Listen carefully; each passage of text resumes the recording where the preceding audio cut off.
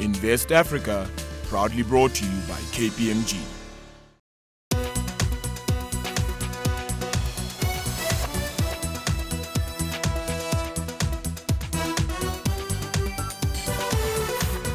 Hello and welcome to Invest Africa. I'm Nozi Pombandra. Now, for the past 50 years, the scattered, unreliable state of data on African business and finance has deterred access to capital, and it's also deterred and hampered growth.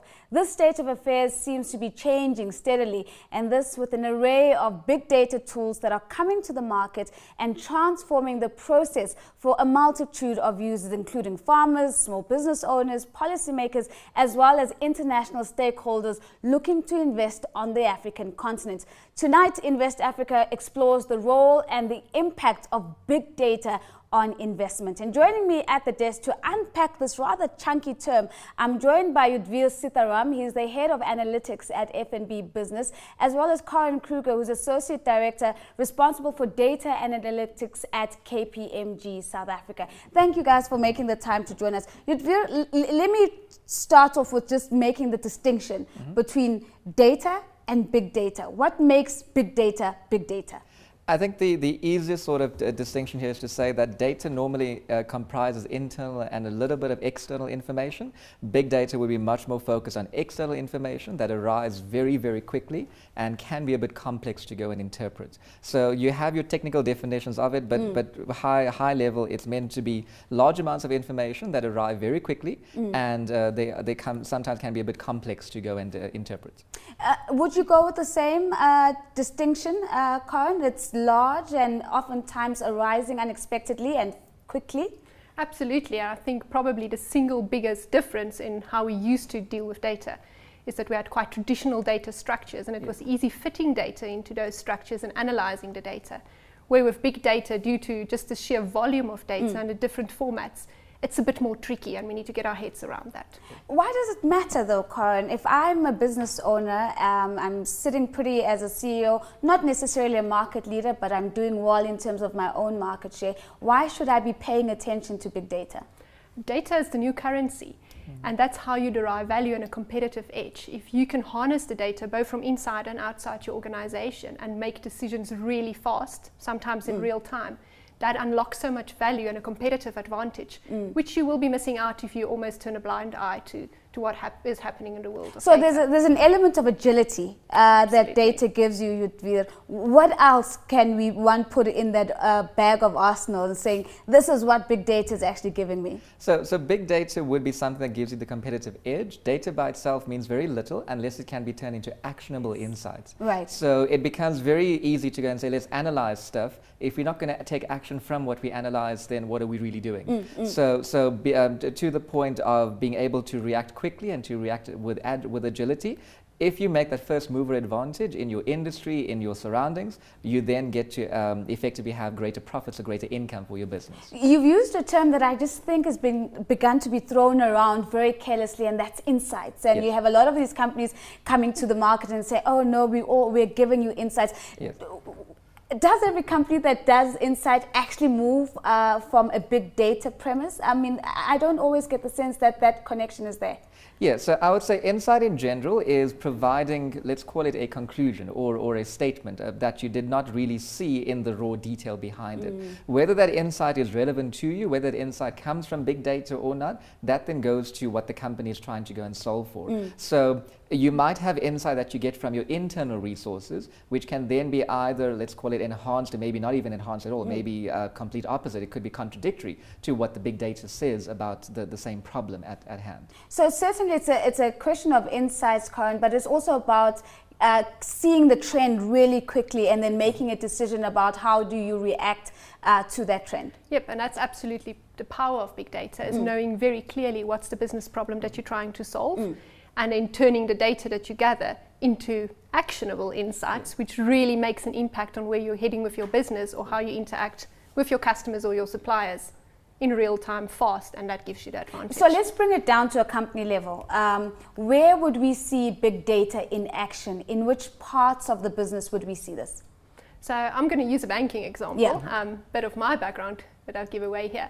So if you look at fraud management, yes, that's probably a very nice example of how banks are harnessing big data and real-time insights, where as soon as someone transacts, and it falls without the norm of how this person has been transacting with that bank, yeah, it flags indications that this is potential fraud. And this is why Nozipho would get an SMS saying, why are you swiping your credit card 20 times today? This is not normal. Absolutely, and that's a very simplistic form, but that's sort of the power of making decisions in real time as it happen, and putting a very positive customer experience spin on that. Because I can assume as a consumer, you're quite glad that you get those phone calls, right, and you're like, thank goodness it's me and it's not someone that stole my credit card. Absolutely, and we also see it in the automotive and insurance space, where when your car hits a pothole, then you get the call that, are you okay? Which is obviously, as you say, a really fantastic way of driving a positive customer experience outside of the banking sector. And I know I'm being unfair because you sit within banking, right? Outside of the business sector, another example you'd be, where do we see big data? Cool. I would say it is more of an up and coming and emerging industry, especially in South Africa, much less so in Africa,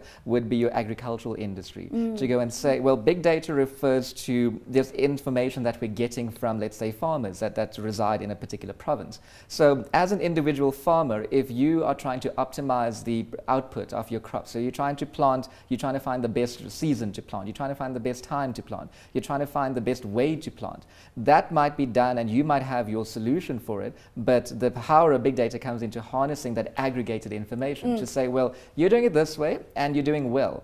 What happens if you look at the guy that's doing better than you, or the population that's doing better than you, and you can actually learn and leverage insights off from them? So in the agri industry, for example, from let's call it your basic machinery, operating a machinery, to say, on a large plantation, when is my machinery going to break down? Can it actually have enough fuel to get from point A to point B? To a much more aggregated level of, well, if I want to plant crops, what's the best way to do so? What is the best time of the day to do so? What's the best way to go about planting them? How much further into the ground do they need to be given these new drought conditions that are happening? So that information is normally available to an individual farmer, and it can be aggregated with let's call it societies and those type of organizations, but it's very hard to actually take that information and disseminate it across everyone.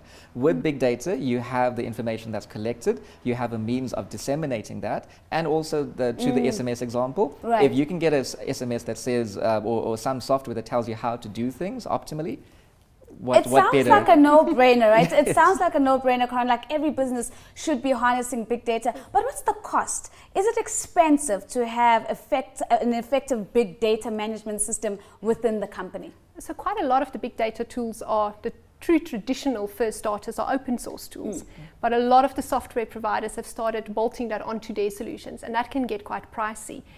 Generally, I don't see the biggest cost in terms of hardware and software necessarily.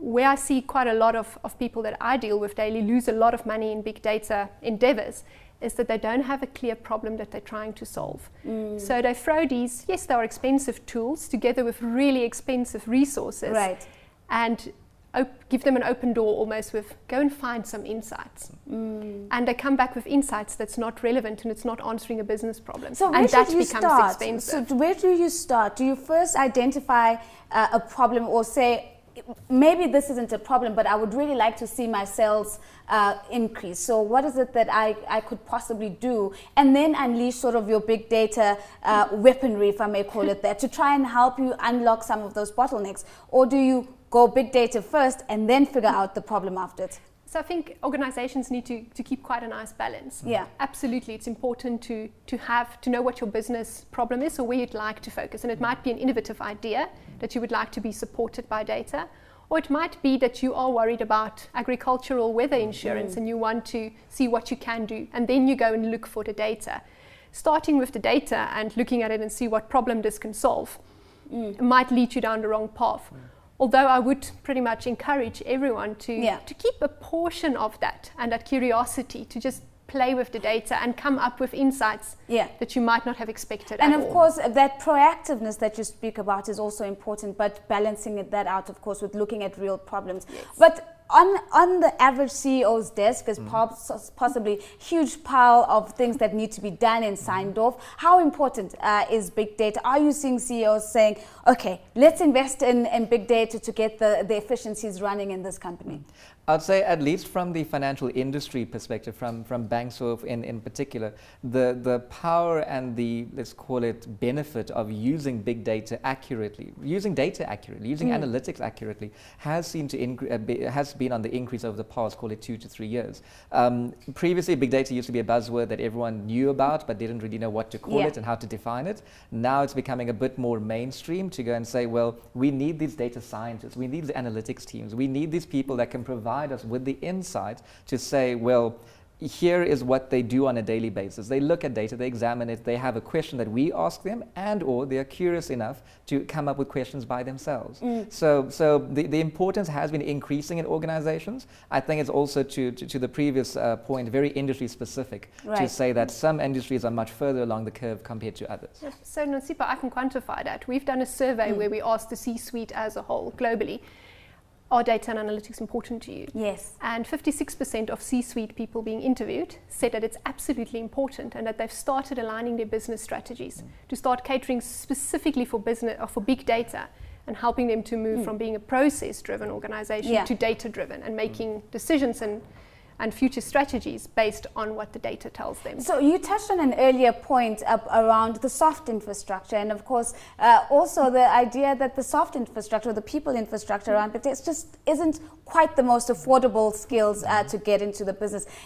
How are we doing, Yudhvir, as a country in terms of building skills that can really engage with big data meaningfully? That's a bit of a difficult question, actually, because as much as we might have the universities coming up with analytically driven programs, it is very difficult to find a data scientist and analytics person that has the skill sets of both the technical side, the maths and the stats, as well as a bit of the business acumen side, so like your commerce type backgrounds.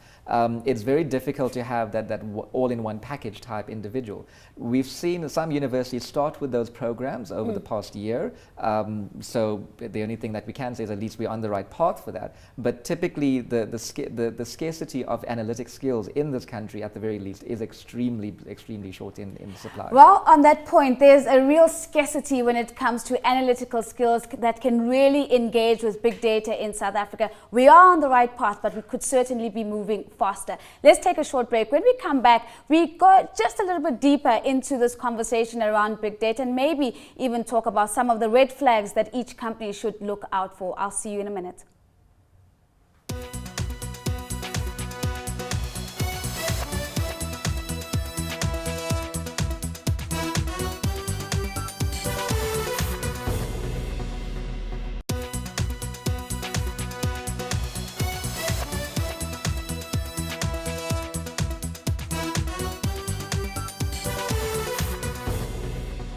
Welcome back and thank you for staying with us on Invest Africa. Still with me, my guest in Johannesburg, Yudhvir Sitharam, Head of Analytics at FNB Business, and Karen Kruger, Associate Director responsible for Data and Analytics at KPMG South Africa. Now, before we went to break, we were talking about the scarcity of skills to feed into big data in South Africa. Karen, I want to bring your views into this as well. Yudhvir is of the view that we're on the right track. Universities are trying to get it right. How do we fast track? And do we have other markets that have done really well in terms of building the people infrastructure around big data?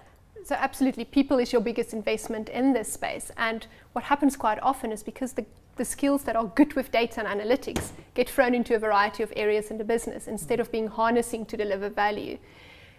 The good news is that technology has caught up on this, and quite a lot of new software tools allow for drag and drop functionality, so you don't need to be a full-blown data scientist to get some basic insights out of your data. Normal people can play with data, come up with insights that can help them in decision making. And if companies start harnessing that idea, they can free up those very scarce skills to start doing the real impactful analytics, which does require more data scientist type mindset. Right, let's take the conversation to the investor mindset, Yudhvir, because at the end of the day, investors are watching this show and they obviously want to get a sense of whether companies are grappling and understanding big data. Yes. As an investor, what would I look for in a company before I invest in it, especially if that company claims to have big data capacity? So the idea here is to say that assuming the company has big data capacity, they would have been generating greater revenue, greater profit margins, or at least they'll be more optimal compared to the average company. So in investing in any company, you still need to do analysis of fundamentally, do the financials look fine? Does the perception of the company look fine? Does the product line, does the industry all seem to be something that you as an investor want to get into? The aspect of big data too that simply goes and says, well, the company has been doing things by itself. Now with big data, I should expect a rapid increase in sales or a rapid let's call it improvement of my profit margins. Compare that to your industry, and you would expect this company to be greater than the industry norm. So if the company then claims to be, well, having big data and using it is two different things. Yeah. If they claim to be using it effectively, then we would see this industry, this company being much greater than the industry norm. So industry leaders, it would be a given that you'd be an industry leader if you're harnessing big data quite well.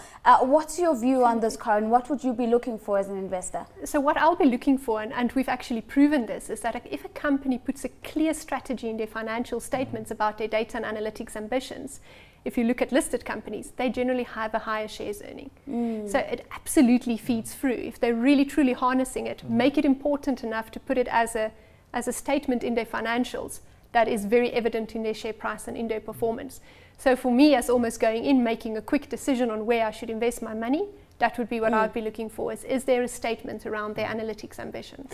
I want to talk about the red flags, because it certainly has been sounding very rosy up until now. Where are the weaknesses and the vulnerabilities around big data, and what should you be looking out for as a company that's decided to go into making sure that you're harnessing big data? Cool. So we've kind of touched on two of them already. Yeah. The one would be the hardware and software available for this. It's that as much as things might be available, as a small company, the cost might be too much for you. As a big company, how do you scale up to get this analytical ability throughout your organization? So one would be your infrastructure type restrictions.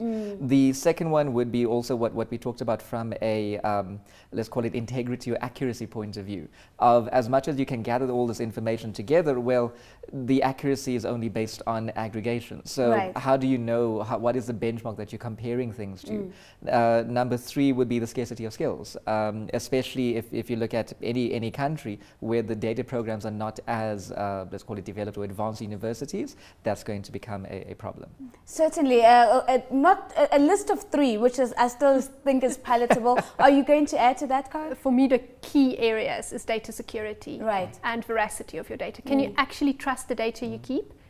Or can you trust it enough to make decisions based on it? And are you sure that decisions won't put you at risk? And then just security of data. There's been the news is flooded with breaches of data. And I think with big data and the sheer volume, lots of organizations are grappling with how do we know what to store in terms of big data, and how do we keep that safe and secure? The reputational damage is not worth getting that one wrong. And of course, as you speak, I'm thinking of the Panama Papers, as the Snowden incident, which is a bit older.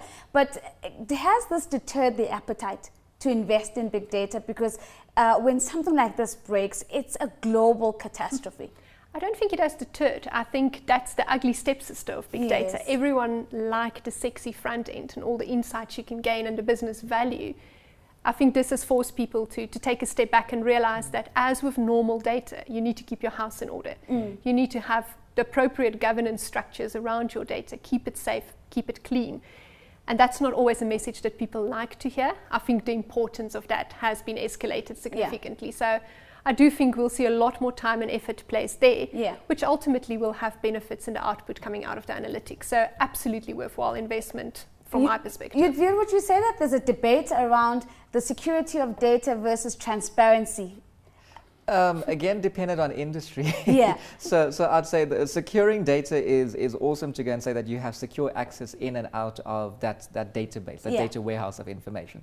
Transparency, on the other hand, talks to either is it between the company or inside the company itself, is there transparency within the company, which again, there's various arguments of should everyone have access to the same amount of information, as well as transparency between the consumer and the business. So in order to, I guess, let's call it prevent those type of things from happening, you have seen regulation in South Africa slowly starting to get to that point, where at some point in this year we have the sort of implementation of the POPI Act, the protection of personal information. So we are moving in that direction of being a bit more transparent, but simultaneously to make sure that security is still top notch, because it's pointless sharing information and being transparent of it if it is easy enough for anyone to get access to it. It kind of is, let's call it, they both work against each other in some cases. It's finding that pieces of information that sensitive that you need to protect. Yes. Instead of spending a lot of money protecting all your data when it's not needed. But this also comes to the heart of a debate that I was actually having with the Statistician General of South Africa, and he was saying the ownership of data is very important. And obviously, as the Statistician General, he'd say the state should own big data. And obviously, you've also got corporates who are the actual owners of big sets of data. So where are we in that debate? So that for me is a crucial point in organizations, is to have clear ownership of data. And that might not reside with a single person, generally with a data council that collectively is responsible for managing data as an asset, which it absolutely is across the organization. And that council takes ownership and accountability for the data. And first and foremost, their role is to make sure the data is clean, and as soon as it's not, to take corrective action, but also to keep the data safe. And so ownership for me should never reside with a single person or a single entity as such, more at an organization level. So you'd also go with that disintegrated approach to the ownership of data? Yes, agree. It's less about ownership as opposed to regulation and management of it. So it's the same type of question as saying who owns the internet. There's a lot of areas that can regulate and make sure that things, let's say, work legally on that. So if you were to sell products on the internet, there's certain rules and regulations behind that.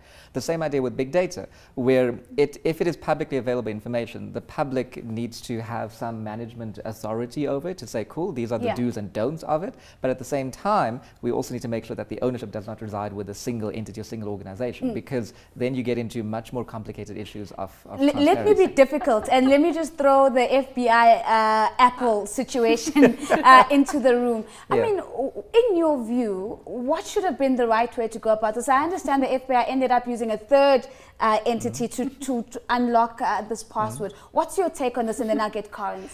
I would think there it's that, yes, the data was highly secure. that points towards security. However, transparency is a bit of up in the air area where, yes, as much as there might be a legal reason to access that data, there still is the protection of the consumer at hand. So in judging any of those situations, you need to make sure what is more important. Is it there as, again, from a legal perspective for the benefit of the public, or is it there for the benefit of an individual organization or person? Right, so you're doing a tricky balancing act there. You're very smart. Okay, Karen? So, and I think that boils back to there's no such thing as bad data, only bad users of data or uses of data. And that's, I think, the very difficult situation that Apple found themselves in, with having made a commitment to their customer that we will protect your data and protect your device. And the legal entity on the other side being FBI that needs that information. And I think in those very grey areas, that's where we look to sort of the courts and the legal profession to start give us sort of a benchmark of this is what will happen in this situation that is generally socially acceptable. Right. And of course, there's also the business space for companies that crack the security of secure data, as we saw in this case. But I want to bring another macro issue onto the table. Karen, we often hear analysts saying that, oh, you can't trust the data from China, but it is what it is. So they come out and they tell us that they're growing at 6.3% in terms of GDP, and global markets will move on the basis of this number. But yet there's this overwhelming perception that you can't trust the numbers coming out of China. How do you begin to even process a context like that?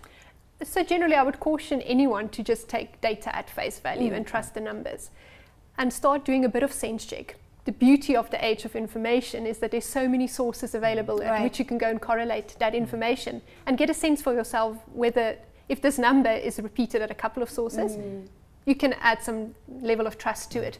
If you, however, find very different answers, then you should start caution it. But it raises a valid point. Lots of organizations throw their hands in the air and say, I can't do anything with my data because I can't trust it. There's so much you can do in terms of determining the level of trust you can put on your data. And even if you know that you can only trust 50 or 40% of your data, then you know when you make decisions that that's the level of trust that you can put in your data, and it doesn't prohibit you from analytics. I would encourage people to use a variety of sources to correlate some output. So, and that gets to the heart of the verification of your data. We've got about 2 minutes left to end of show. So I'd want to get a sense from you. We often also hear that in Africa you can't trust the data because it's unreliable and so forth. Do you get a sense that we're moving in the right direction, that African governments and leaders are beginning to say we need to focus on making sure that that the numbers that are informing our decisions are credible and reliable? Yes, I'd say definitely. In the information age as such, we seem to be seeing a lot more users that are getting onto electronic platforms, whether it's mobile, online, any type of electronic usage platform. And that data also then points back to the, let's call it, accuracy or the safekeeping of the organization itself. So if you have an international company that's coming in to invest in Africa, you would then presume that the safeguards and processes of the international company are then transferred also into their branch in a particular African country. For countries that are starting off in Africa by their own business models, that's where it can become a bit tricky to go and say, well, what can I rely on, what can't you rely on? But it's a very theoretical or philosophical point rather of you only know what to rely on after you actually use it. So it's impossible for you to go and say at face value, this is going to be 100% accurate. You need to then go and check against other sources to see what, okay, if this is what I get, what do other people get as well? And that points to a bit of a sense and sanity check on the idea. A sense and sanity check. Last comment, Karen. Anything that you're seeing on the African landscape that's at least giving you the optimism that we're on the right track? Absolutely, a lot of optimism. If I look at case studies of what's being done in Africa, I get tremendously excited. And I'll share one of those with you. In Kenya, there's an insurance product called Kalima Salama, which is all about big data and mobile platforms. And ultimately what it boils down to is a small-scale farmer will go and buy his farming supplies, take a photo of it, upload it to this insurance company, and they'll know what this man is planting, when he can expect to harvest, and if anything happens in weather patterns. And that's the big data angle. They've got the weather patterns and weather predictions for the next couple of years or next couple of months. If anything happens in the weather patterns, they pay out his claim automatically if weather patterns change. And that for me is the true power of big data, and it got rid of so many obstacles we've got in Africa, and it's such a sleek solution, and that gives me tremendous optimism for what we can do as a continent. Sense and sensibility and sleek solutions, this is what we can expect from big data, and it certainly seems that we are in the right direction. Thank you so much for making the time to join us today, and of course a big thank you to my guests for making time to sit with me tonight. Yudhvir Sitharam, Head of Analytics at FNB Business, and Karen Kruger, Associate Director responsible for data and analytics at KPMG South Africa. Now for you at home, if you would like to contribute to these conversations, all you need to do is just follow us on Twitter, that's at CNBC Africa, and follow me at The Real Nosy. Don't forget the hashtag, it's Invest Africa. Let us know what you would like to see on the show. Next week, we turn our focus to cyber security and whether South Africa is a sitting duck. I'll see you then.